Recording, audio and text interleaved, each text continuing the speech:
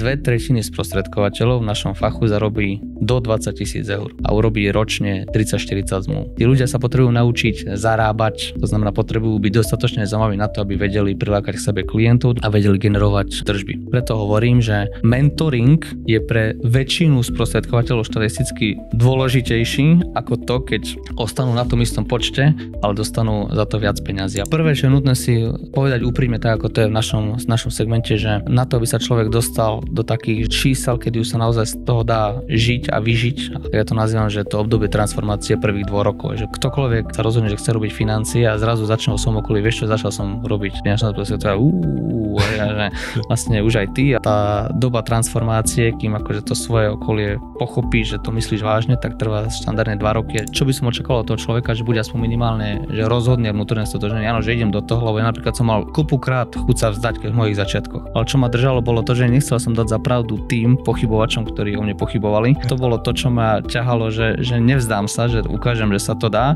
Akurát som nevedel spôsob. Dnes je super to, že dnes už sú vyšľapané spôsoby, ktoré ja viem potvrdiť, že fungujú, viem akoby dať komplet noty, že takto keď to budeš robiť, tak toto bude fungovať. Hej.